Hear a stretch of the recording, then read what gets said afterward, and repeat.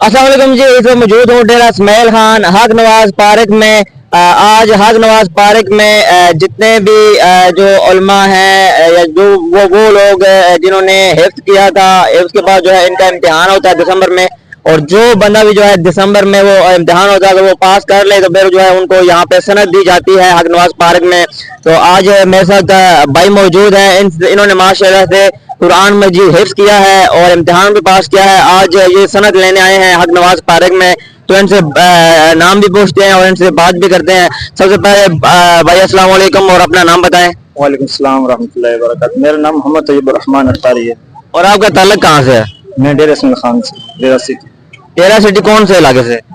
मुरियाली मोड़ से। तो ये बताएं कि हक नवाज पार्क में आज जो प्रोग्राम मुनक्कद किया गया है, बड़ा ही आलीशान प्रोग्राम का इनेकाद किया गया है और बहुत ज़्यादा कसीर तादाद में जो है लोगों ने जो है शिरकत की है। तो ये बताएं कि इसका बेसिकली मकसद क्या होता है और इसका जो इम्तिहान होता है वो कब कब होता है, और सनद जो मिल जाती है तो वो कितना प्राउड मोमेंट होता है एक जो मौलवी होता है उसके लिए, या एक हाफिज़ कुरान होता है उसके लिए। ये हमारा जनवरी से लेकर दिसंबर तक इम्तिहान मुसलसल होते रहते हैं, यानी कि 12 माह में तकरीबन 4 से 5 बार इम्तिहान होता है। उसमें यानी कि जो बच्चा पास नहीं कर पाता जनवरी तक, फिर अगले महीने में यानी कि 3 महीने बाद इम्तिहान होता है, फिर उनको तैयारी करवा के दोबारा टेस्ट दिया जाता है। फिर दिसंबर से पहले उसको जब पास हो जाता है तो फिर उसको यानी कि शबान से पहले इम्तिहान उसका दिला के उसको सनद दी जाती है। तो ये बताएं कि एक बंदे ने अगर हिफ्ज़ कर लिया तो हिफ्ज़ के बाद उसका इम्तिहान शुरू हो जाता है? हिफ्ज़ के बाद उसकी यानी कि थोड़ी तैयारी करवा के फिर उसको इम्तिहान दिलाया जाता है, इम्तिहान के बाद उसको सनद दी जाती है। अच्छा ये बताएं, आपने माशाल्लाह से हिफ्ज़ किया है, तो एक हाफिज को हिफ्ज़ करने में कितने मुरियाली मदरसे में रह के हिफ्ज़ किया है, या आपका यहाँ घर है, मतलब आप जो फैसिलिटी थी वो घर में रह रहे थे या मदरसे में? मैं घर में रहता था और वक्त था 8 बजे से सुबह 8 बजे से 4 बजे तक होता था, और बाकी जो होता था मैं मदरसे में नहीं जाता था, फिर वक्ती था तो वापस आ जाता घर को। फिर हिफ्ज़ में मुश्किलात तो इतनी नहीं है, मेहनत करनी पड़ती है, सुबह याद करना पड़ता है, और काफ़ी मुश्किलात होती तो हैं, शैतान का गलबा होता है, अल्लाह को तौफीक अता फरमाए करने की। आमीन। तो आपने कितने अरसे में जो है कुरान मजीद को हिफ्ज़ किया? मैंने माशाल्लाह 2 साल में हिफ्ज़ किया है कुरान मजीद। तो आप कुरान को हिफ्ज़ करते रहे तो साथ में स्टडी वगैरह भी कर रहे हैं या वो छोड़ दिए? स्टडी मैंने पहले की थी लेकिन बाद में दरमियान में छोड़ दी थी, बस स्टडी मैंने छोड़ दी, फिर कुरान पर सिर्फ करता रहा दीनी तालीम। स्टडी कहाँ तक की थी? स्टडी मैंने मैट्रिक तक की। मैट्रिक तक। गुड। तो आपने माशाल्लाह 2 सालों में कुरान मजीद हिफ्ज़ किया है। तो ये बताएं कि कुरान मजीद को कहते हैं कि अगर इंसान हिफ्ज़ कर ले तो वो मुश्किल नहीं होता, लेकिन उसको याद रखना बहुत मुश्किल है।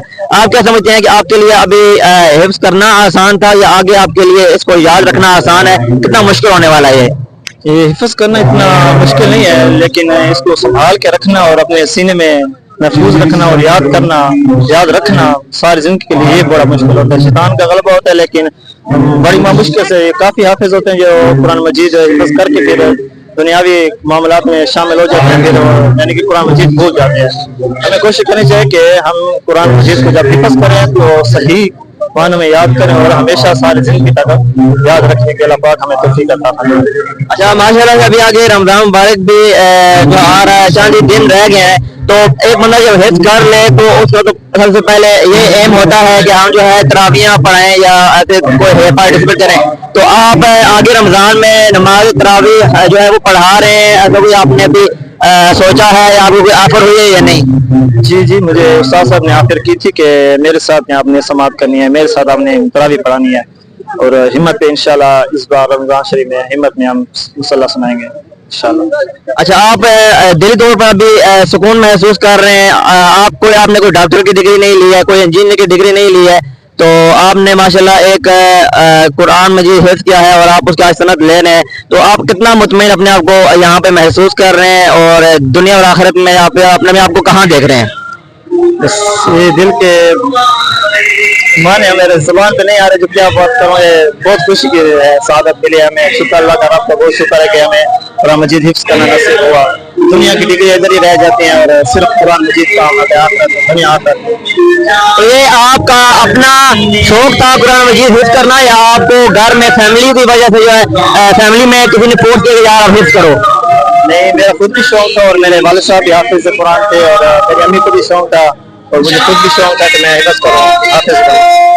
चलिए बहुत बहुत मुबारक हो आपको, अल्लाह पाक आपको अपने इस मकसद में मजीद कामयाबियां अता फरमाए और आपने बहुत बड़े अचीवमेंट हासिल किया है, इट्सेल्फ है बहुत बड़ी अचीवमेंट है, दुनिया और आखिरत की कामयाबियां जो है आपने समेट ली हैं, आपको बहुत मुबारक हो और अल्लाह आपको इसी तरह आगे कुरान मजीद को याद रखने में और आगे इसको फैलाने में मजीद हिम्मत और क़ुव्वत अता फरमाए। आमीन, बहुत शुक्रिया आपका।